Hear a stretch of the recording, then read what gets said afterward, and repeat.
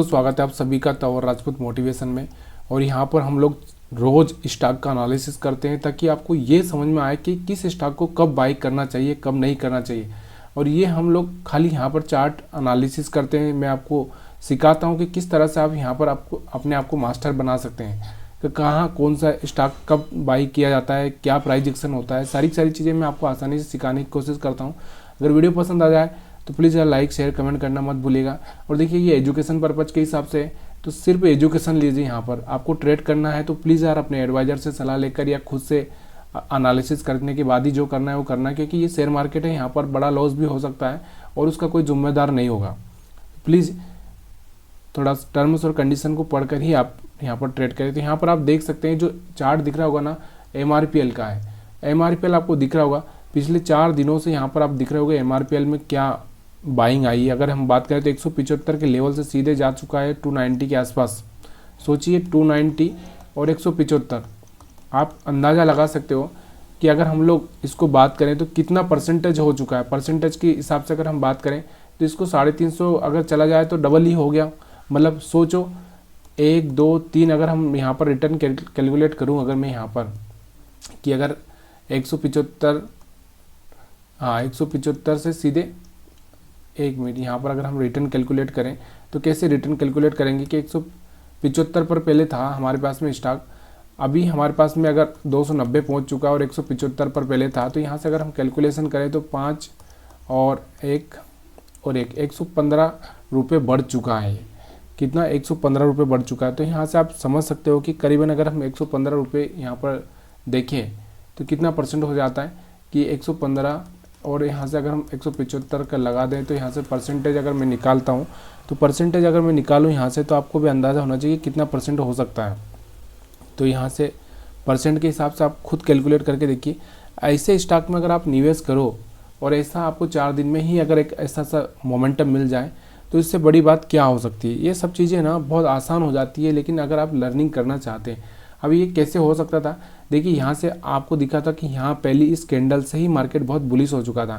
तो आपको ये याद रखना था कि जब भी कोई रिट्रेसमेंट कर लेगा, यहाँ पर एक रिट्रेसमेंट किया था तब जाके मैं यहाँ से निवेश कर सकता हूँ, या फिर यहाँ से एक रिट्रेसमेंट किया था तब जाके मैं यहाँ से ये पॉजिटिव कैंडल, मैंने आपको एक अच्छा सा वीडियो बना के दिया है।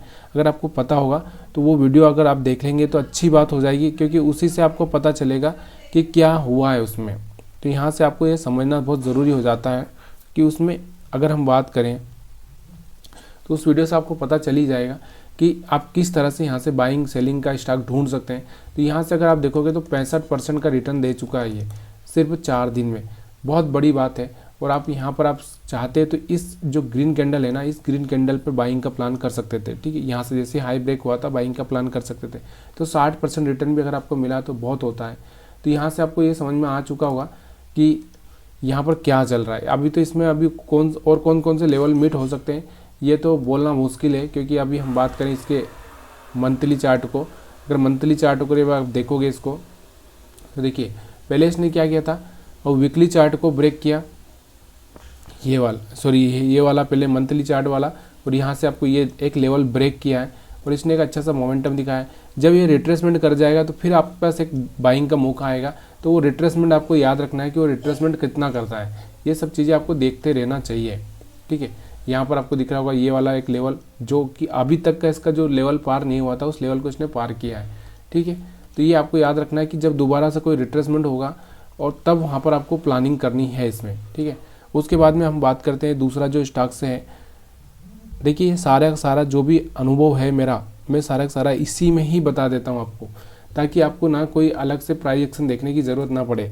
अगर हम बात करें JBM ऑटो का अगर हम चार्ट देखें, JBM ऑटो ने भी कल एक अच्छा सा मोमेंटम दिया था। अगर हम बात करें तो 17-18% का मोमेंटम दिया है इसने। अगर इसके डेली के टाइम फ्रेम में अगर हम देखें तो डेली के टाइम फ्रेम में अगर आप देखोगे इसको तो समझ में आएगा आपको कि क्या हुआ है इसमें। डेली के टाइम फ्रेम में अगर आप देखोगे तो देखिए डेली के टाइम फ्रेम में आपको दिख रहा होगा कि देखो इस स्टॉक्स ने भी यहाँ पर देखो मोमेंटम इसका अप था, उसके बाद रिट्रेसमेंट किया, 20 मूविंग एवरेज के ऊपर सपोर्ट लिया, फिर यहाँ से चला था यहाँ पर पहुँचा, फिर यहाँ से रिट्रेसमेंट किया, फिर दोबारा यहाँ पर इसने सपोर्ट लिया, सपोर्ट लेके यहाँ से निकला है। तो यहाँ से एक अच्छा सा मोमेंटम इसमें और आगे देखने को मिल सकता है। अगर हम इसको थोड़ा सा देखें कि इसका अगर कोई ब्रेक यहाँ से वीकली चार्ट पर या कोई मंथली चार्ट पर कोई ऐसा हाई ब्रेक हो रहा है क्या। अगर हम बात करें यहाँ पर तो देखो यहाँ से अगर इसको देखें तो यहाँ से तो इसका पहले से ही ब्रेक हो चुका है, ये वाला पॉइंट पहले से ही ब्रेक हो चुका है। या हमने इसके बारे में शायद बात भी की होगी, मेरे को लगता है पिछले वीडियो में कहीं पे हमने बात की होगी इसके बारे में, क्योंकि इसका हाई ब्रेक हुआ था उस टाइम में हमने ज़रूर बात की होगी। तो यहाँ से आपको दिख रहा होगा। तो अभी यहाँ से ये कितना जाएगा ये तो बताना मुश्किल है, लेकिन देखो अगर आपको ट्रेड करना है तो देखो स्टॉप लॉस रख कर आप ट्रेड कर सकते हैं। यहाँ पर आप देखो कि कहाँ से चला है ये स्टॉक। अगर हम बात करें तो यहाँ पर अगर हम कुछ समय पहले देखें तो बहुत नीचे था, लेकिन अभी तो बहुत टाइम हो चुका है, इस बात को छोड़ देते हैं कि पीछे क्या हुआ, लेकिन हमको आगे यही देखना है कि ये स्टॉक और कहाँ तक जा सकता है, इसका कारण क्या हो सकता है, और ये आज भी परफॉर्म कर सकता है। अगर आपको थोड़ा सा वॉच लिस्ट में रखना है तो रख सकते हैं। इसके बाद में अगर हम बात करें तो राजस्व एक्सपोर्ट की बात हमने कुछ समय पहले की थी कि राजस्व एक्सपोर्ट में क्या हो रहा है। राजस्व एक्सपोर्ट का अगर हमने एनालिसिस किया था आपको पता ही होगा, मैंने बताया भी था इसका कि ये बहुत डाउन हो रहा था। कुछ समय से पहले हमने यहाँ पर आपको दिखाया था, मैंने बताया भी था कि हमने एक गिरावट वाले स्टॉक में यहाँ पर हमने देखा था कि ये बहुत नीचे जा रहा है। तो यहाँ से आपको क्या करना चाहिए, यहाँ से देखो ब्रेक डाउन करता जा रहा है। ऐसे स्टॉक में आपको कभी निवेश करना नहीं चाहिए, क्योंकि अगर हम इसका चार्ट देखें, फुली चार्ट अगर देखें इसका, तो फुली चार्ट अगर आप देखोगे यहाँ पर तो क्या चार्ट है, यहाँ से आप देखोगे कहाँ पर आ चुका है। धीरे धीरे 1000 रुपये से सीधे नीचे आ चुका है। और इसमें मैंने उस दिन फंडामेंटल भी आपको दिखाया था, शायद फंडामेंटल आपने देखा होगा, अगर वीडियो नहीं देखा तो आप देख भी सकते हैं कि इन स्टॉक पर हम लोग किस तरह से यहाँ पर बातें करते हैं।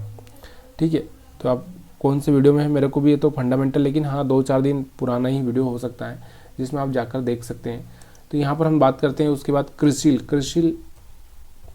क्रिसिल भी एक अच्छा सा यहाँ से मोमेंटम दिया है। अगर कल की बात करें हम लोग तो कल इसने भी 9% तक का यहाँ से मोमेंटम दिया है। तो क्या हुआ था क्रिसिल में, क्या हुआ, तो यहाँ से क्रिसिल का चार्ट अगर हम देखना चाहें तो यहाँ से आप देख सकते हो ये क्रिसिल में क्या हुआ। देखो यहाँ से ये भी क्या था, एक मोमेंटम में आ चुका था, मोमेंटम में आया, रिट्रेसमेंट किया, फिर यहाँ से एक मोमेंटम में आ चुका है। तो यहाँ से जब ये पहला ग्रीन कैंडल बना था यहाँ पर, इस कैंडल के आसपास ही आप यहाँ पर बाइंग का प्लान कर सकते थे, लेकिन ये महंगा स्टॉक है इसलिए आप थोड़ा सा इसको अवॉइड ही रहो, क्योंकि आपको यहाँ से थोड़ा सा, या फिर आप रिस्क ले सकते हो तो इंट्राडे या स्विंग ट्रेडिंग में इसको प्लान कर सकते थे। तो यहाँ से 4500 से सीधे ये 5100 के आसपास तक जा पहुँचा होगा। ठीक है, कितना पहुँचा है यहाँ से हाईएस्ट इसका 5100, मतलब करीबन 5200 के आसपास ही पहुँच चुका है। ठीक है, तो ये ऐसे स्टॉक्स को पकड़ना बहुत ज़रूरी होता है और यही तो ढूंढना होता है इंट्राडे के लिए।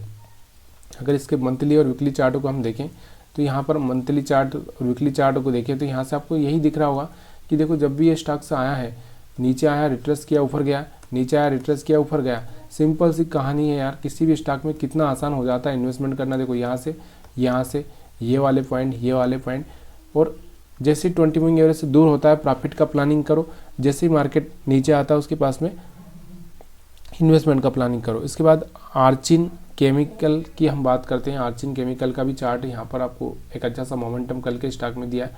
तो आपको पता है कि हम लोग यहाँ पर निफ्टी 500 के स्टॉक से देखते हैं, ताकि थोड़ा सा हमको वो जो डर है कि किसी कंपनी में कुछ ब्लास्ट हो जाए, ये हो जाए दुनियादारी की, तो हम लोग उसको अवॉइड कर देते हैं। अभी हम धीरे धीरे बहुत सारे वो भी स्टॉक्स देखेंगे, लेकिन फिलहाल में हम लोग यही देखेंगे आर्चिन केमिकल की। अगर बात करें तो इसमें क्या हुआ, तो यहाँ पर 1 मिनट बैटरी लो हो रहा है तो जल्दी ख़त्म कर लेते हैं थोड़ा सा। तो यहाँ पर आप देखोगे इसका केमिकल की अगर हम बात करें तो केमिकल में अगर मंथली चार्ट पे देखोगे आप, तो मंथली चार्ट पे आपको क्या हो रहा है, पूरा हाई ब्रेक करने की कोशिश कर रहा है। ठीक है, और अगर वीकली चार्ट पर देखें तो वीकली चार्ट पर अगर इसको देखोगे आप तो यहाँ से वीकली चार्ट पर भी यहाँ से हाई ब्रेक करने की कोशिश कर रहा है। डेली टाइम फ्रेम में अगर आप देखोगे इसको तो डेली टाइम फ्रेम में आपको पता ही चल चुका है कि डेली टाइम फ्रेम में क्या हुआ था। डेली टाइम फ्रेम में देखो मार्केट हर बार ना क्या कर रहा था, यहाँ से रिट्रेसमेंट लिया, फिर ऊपर गया था, फिर नीचे रिट्रेसमेंट लिया, फिर ऊपर गया, फिर रिट्रेसमेंट लिया। जब कल ये पहली कैंडल बनी थी यानी कि 650-625 के बीच में, तभी आप यहाँ पे प्लान कर सकते थे। एक अच्छा सा मोमेंटम आपको यहाँ पर देखने को मिल सकता था। तो जल्दी हम लोग निपटा लेते हैं, क्योंकि फिर वीडियो को रोकने में मज़ा नहीं आता है। जो रेन इंडस्ट्री की बात कर लेते हैं हम लोग, रेन इंडस्ट्री भी यहाँ पर एक अच्छा सा मोमेंटम दे रहा है। तो क्या इसमें कुछ अलग कुछ हुआ है, देखिए यहाँ पर सबसे पहला जो रेन इंडस्ट्री की अगर हम बात करें तो यहाँ से रेन इंडस्ट्री अगर मैं यहाँ पर आपको दिखाऊँ तो रेन इंडस्ट्री का चार्ट आप देख सकते हो। तो इसका चार्ट अगर आप देखोगे तो यहाँ से आपको दिखाई दे रहा होगा कि यहाँ से आप देखो इसमें भी क्या हुआ। देखो रेन इंडस्ट्री में क्या हुआ, मार्केट ऊपर गया था, रिट्रेस किया, ऊपर गया, फिर रिट्रेसमेंट किया, फिर यहाँ से ही 170 के आसपास से अपन बाइंग कर सकते थे, सीधे 220 तक का यहाँ पर आपको दिखाई दे रहा होगा। शायद हमने इसमें पहले बात की होगी, नहीं की होगी। और हम लोग यहाँ पर टॉप अगर जो ब्रेकआउट 52 वीक हाई की अगर हम बात करते हैं तो MRPL, JBM, ऑटो, क्रिस्टल, आर्चिन, रेन इंडस्ट्री, ये सब 52 वीक, क्यूओस्कार पे भी यहाँ से 52 वीक का हाई ब्रेक कर रहा है।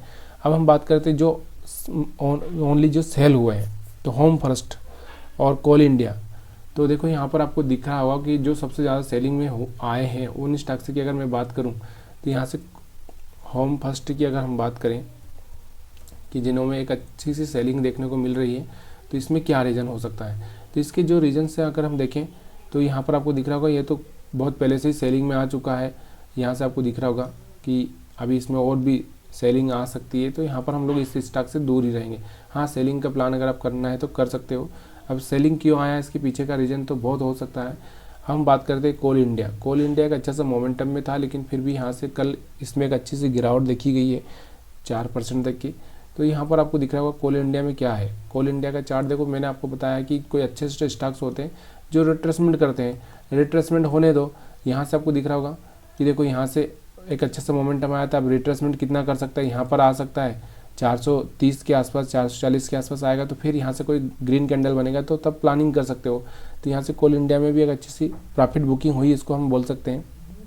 और भी अगर हम बात करें तो HDFC MNC कल बहुत गिरा है, इसमें भी 4%, 3-4% गिरा है।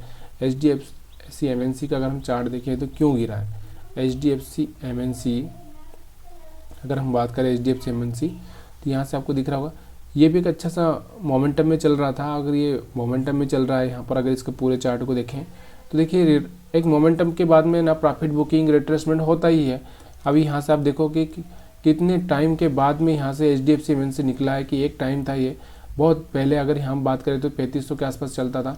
उसके बाद में इसने देखा कि 2000-2500 का लेवल ही ब्रेक नहीं किया था करीबन अगर हम बात करें 2022 से लगा के 2023-24, मतलब 1 साल तक इसने यहाँ पर लेवल ही मोमेंट नहीं किया था। अभी हम इसको मंथली अगर चार्ट पर देखें तो यहाँ पर आपको दिखाई दे रहा होगा कि यहाँ से इसने क्या किया, अपना ऑल टाइम हाई ब्रेक करने की कोशिश कर रहा है। ये यहाँ से आपको दिख रहा होगा, यहाँ से ऑल टाइम हाई ब्रेक करने की कोशिश कर रहा है। इसमें और भी मोमेंटम आ सकते हैं, अगर यहाँ से एक अच्छा सा मोमेंटम मिले तो इस पर फोकस करके रखिएगा। और यहाँ से थोड़ा सा सेलिंग प्रेशर भी बन सकता है, थोड़ा सा तो वेट करिएगा रिट्रेसमेंट का बराबर। और यहाँ से हम देखें तो यहाँ से आपको दिख रहा होगा कि यहाँ से बाइंग आई, फिर रिट्रेस किया, फिर बाइंग आई, यहाँ से बाइंग आई थी, फिर रिट्रेसमेंट किया।